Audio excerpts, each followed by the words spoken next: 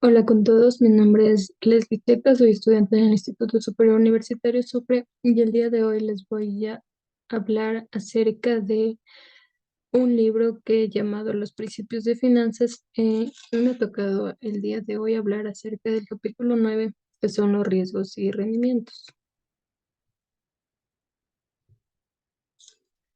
Bueno, ¿qué es el riesgo y el rendimiento? Nos dice que el riesgo es una medida de la incertidumbre en torno al rendimiento que ganará una inversión.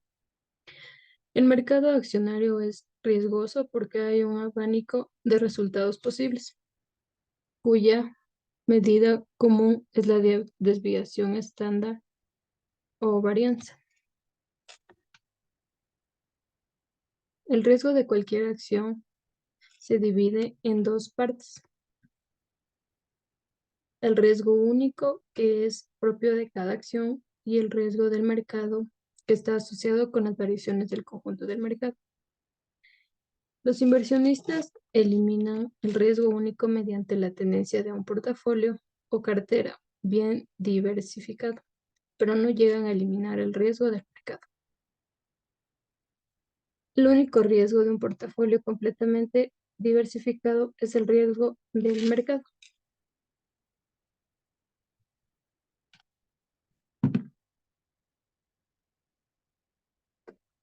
Bueno,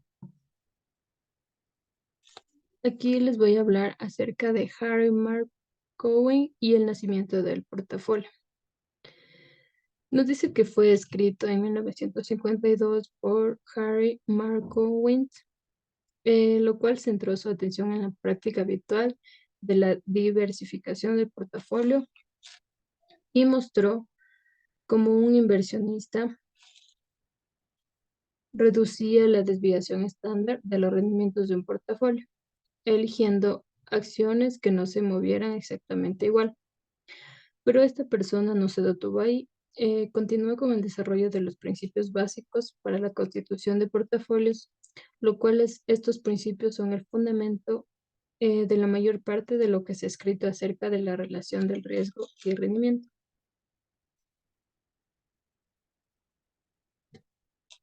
Bueno, en esta gráfica comenzaré explicando lo cual nos muestra un histograma de los rendimientos diarios de la acción IBM desde 1986 hasta el 2006. Sobre este histograma superpusimos una distribución normal en forma de campana. El resultado de este histograma es típico cuando se miden en intervalos los bastante pequeños. Las tasas de rendimiento históricas de cualquier acción se ajustan mucho a una distribución normal. La relación entre el riesgo y el rendimiento. De forma natural nos dice que hay una relación directa entre el riesgo y rendimiento. Esto quiere decir que un activo financiero que ofrezca mayor riesgo generalmente tiene mayor supuesto, en que estos no se repiten. El rendimiento se puede ver como el incentivo que pueden tener los financieros para mitigar el riesgo. Por lo tanto, el riesgo y la rentabilidad pueden ser medidos de manera directamente proporcional. Es decir, mientras mayor sea la rentabilidad, mayor sean los riesgos también asumidos. Por lo tanto, demandan un rendimiento más alto del portafolio del mercado que las letras del tesoro. La diferencia entre el rendimiento y el mercado y la tasa de interés se denomina prima de riesgo del mercado.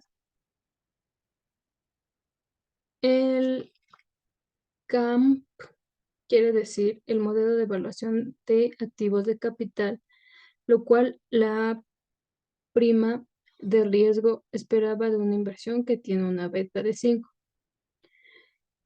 Por ende, la mitad de la prima de riesgo esperaba del mercado. La prima de riesgo esperada de una inversión con una beta de 2.0 es el doble de la prima de riesgo esperada del mercado. El modelo de evaluación del activo también se usa para encontrar la tasa de descuento de una nueva inversión de capital. También se tiene que considerar la diferencia entre la tasa de interés de corto y largo plazo, si son muy diferentes, ya que sería inadecuado un costo de capital basado en la tasa de corto plazo para inversiones de capital de largo plazo. Pero estos financiamientos pueden esperar. El repaso del modelo de evaluación de los activos del capital. Aquí se revisan los principios básicos de la selección de portafolios, que puede ser los inversionistas que prefieren los altos rendimientos esperados con baja desviación estándar, los portafolios de acciones ordinarias que ofrecen un rendimiento esperado más alto dada cierta desviación estándar se conocen como portafolios eficientes. Segundo, también nos puede decir que si el inversionista presta o se endeuda a la tasa de interés de libre riesgo, un portafolio eficiente será mejor que todos los demás, ya que un inversionista con aversión del riesgo pondrá parte de su dinero en ese portafolio eficiente y otra parte el activo libre del riesgo.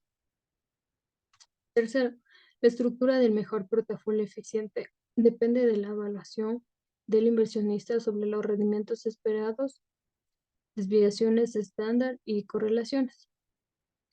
Pero supongamos aquí que todo el mundo tiene la misma información y el mismo juicio. Si no hay información superior, cada inversionista debería mantener el mismo portafolio que los demás. En otras palabras, quiere decir que deberían mantener el portafolio del mercado.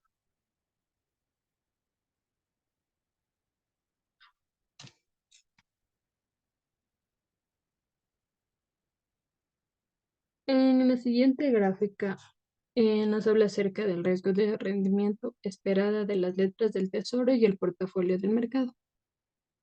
Se observa que las letras del tesoro tienen una beta y una prima de riesgo de 0.7, lo cual el portafolio de mercado tiene una beta de 1.0 y una materia prima de riesgo de 2.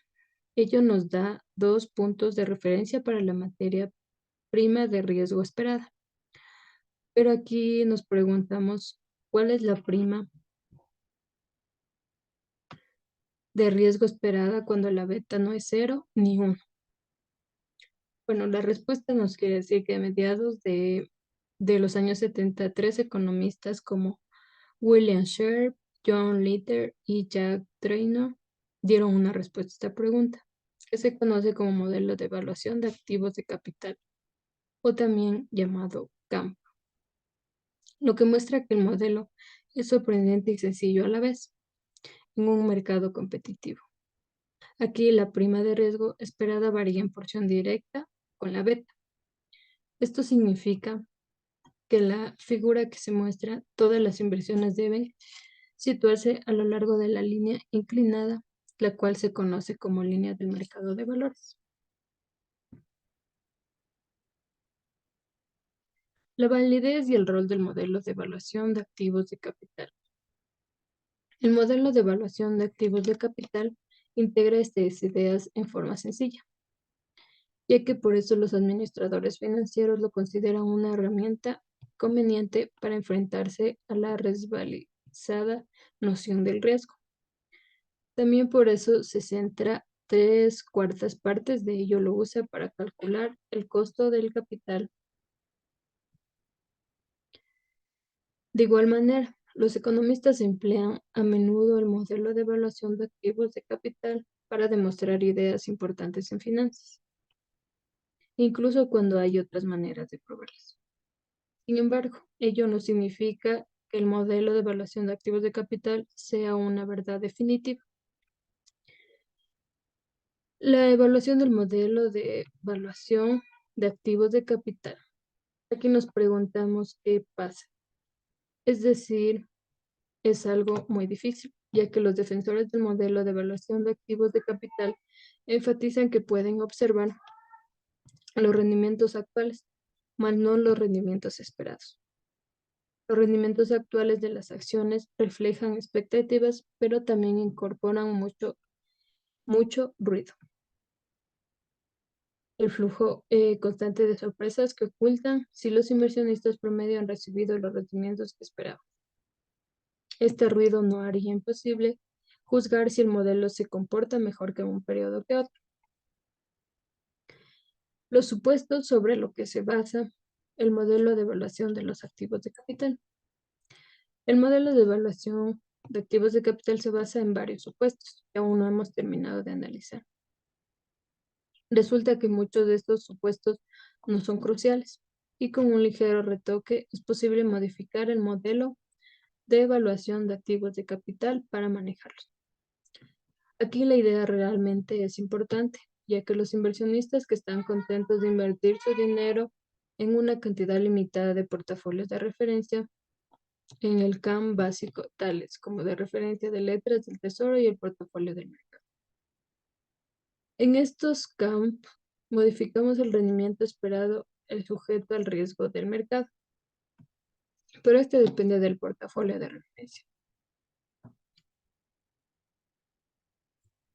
Bueno, a continuación en esta gráfica muestra el resultado que tuvo cada uno de los inversionistas, ya que el portafolio de inversionista 1 resultó ser mucho menos riesgoso que el mercado. Su beta fue de solo 49. Sin embargo, el inversionista 1 también consiguió el rendimiento más bajo de un 8.5% por encima de la tasa de interés libre de riesgo. En el otro extremo, la beta del portafolio del inversionista 10 fue de 1.53, cerca de 3 veces más que el inversionista 1, pero fue recompensado con el rendimiento más elevado, con un promedio de 15.6% anual por arriba de la tasa de interés. De ahí que durante este periodo de 75 años, los rendimientos claramente se hayan incrementado con la beta. Adicional, algunas teorías alternativas. El modelo de evaluación de activos de capital describe a los inversionistas como si únicamente estuvieran preocupados por el nivel y la incertidumbre de su riqueza futura, pero eso sería demasiado simplista. El modelo de evaluación de activos de capital no considera el hecho de que los inversionistas toman en cuenta el precio al cual compraron una acción y que sienten regocijo el precio al cual el inversionista está en números negros o depresión cuando éste está en números rojos. Las betas de consumo versus betas del mercado. Para la mayoría de la gente, la riqueza no es un fin en sí mismo. ¿De qué sirve la riqueza si no se puede gastar? La gente invierte ahora que proveerse de consumo futuro o para sus familiares o herederos. Los riesgos más importantes son los que obligarían a reducir el consumo futuro. Douglas Bede ha desarrollado un modelo en el cual se mide el riesgo de un título mediante su sensibilidad a los cambios en el consumo de los inversionistas. Si tiene razón, el rendimiento esperado de una acción debería cambiar de acuerdo con su beta de consumo en vez de su beta de mercado. La teoría de fijación de precios o valoración por arbitraje. Esta teoría empieza con un análisis de tal modo en el que los inversionistas construyen portafolios eficientes. La teoría de fijación de precios o valoración por arbitraje, también conocido como APT, procede de una familia completamente diferente. No se pregunta qué portafolios son eficientes, en lugar de ello comienza suponiendo que el rendimiento de cada acción depende por una parte de dominantes influencias macroeconómicas o factores y por otra parte del ruido, de esos que son específicos de cada empresa. Esta teoría afirma que la prima de riesgo esperada de una acción depende de la materia de riesgo esperada asociada con cada factor y la sensibilidad de la acción a cada factor. Aquí, cada acción debe ofrecer un rendimiento esperado acorde con su contribución al riesgo del portafolio. En la APT, esta contribución depende de la sensibilidad del rendimiento de la acción a los cambios inesperados en los factores macroeconómicos. La comparación entre el modelo de evaluación de activos de capital y la teoría de valoración por arbitraje. Al igual que el modelo de evaluación de activos de capital, la teoría de la valoración de arbitraje subraya que el rendimiento esperado depende del riesgo que proviene de la economía en su conjunto y no está afectado por el riesgo único. Se puede pensar que los factores de la valoración por arbitraje representan portafolios especiales de acciones que están sujetas a una influencia común. Si la prima del riesgo esperada de cada uno de estos portafolios es proporcional a la beta del mercado de cada uno, entonces la teoría de la valoración por arbitraje y el modelo de evaluación de activos de capital proporcionan la misma respuesta. En cualquier otra circunstancia diferirá. ¿Cómo se comparan estas dos teorías? La teoría de la evaluación por arbitraje no nos dice cuáles son los subyacentes, a diferencia del modelo de evaluación de activos de capital, que nos agrupa todos los riesgos macroeconómicos en un solo factor bien definido, como el rendimiento del portafolio del mercado. El modelo de tres factores. Volvemos a la ecuación del APT. Para estimar los rendimientos esperados hay que seguir los tres pasos siguientes. 1. Identificar una lista corta y razonable de factores macroeconómicos que podrían afectar los rendimientos de las acciones. 2. Estimar la prima de riesgo esperada de cada uno de estos factores. Y 3. Medir la sensibilidad de cada acción a los factores. En esta gráfica resume las diferencias principales entre el CAM original y el CAM de consumo. En el modelo original, los inversionistas se preocupan exclusivamente por el importe y la incertidumbre de su riqueza. La riqueza de cada inversionista está perfectamente correlacionada con el rendimiento del portafolio del mercado. Por consiguiente, la demanda de acción y otros activos riesgosos está determinada por el riesgo de mercado. El motivo más profundo para invertir provee del consumo. No está incluido en el modelo. En el cambio de consumo, la incertidumbre de los rendimientos accionarios se relaciona directamente con la incertidumbre del consumo. Por supuesto, el consumo depende de la riqueza, que quiere decir el valor de portafolio, pero la riqueza no aparece explícitamente en el modelo. Conclusión. Los principios básicos de la selección de portafolio pueden resumirse en la afirmación lógica de que los inversionistas tratan de aumentar el rendimiento esperado de sus portafolios y disminuir la desviación estándar del rendimiento.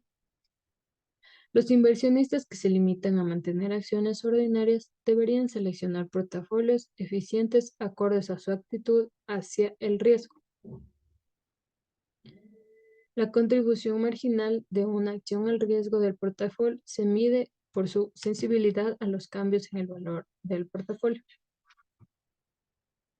La teoría de evaluación de los activos de capital es mejor el modelo conocido de riesgo y rendimiento.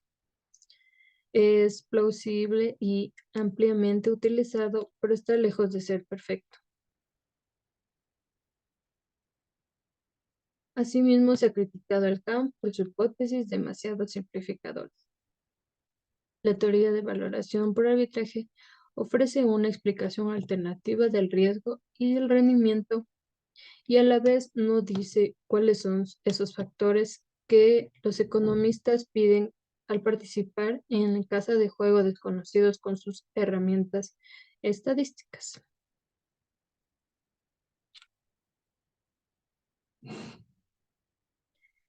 Y bueno, esto ha sido todo acerca del capítulo 9, que es el riesgo y el rendimiento. Espero que les haya gustado y muchas gracias.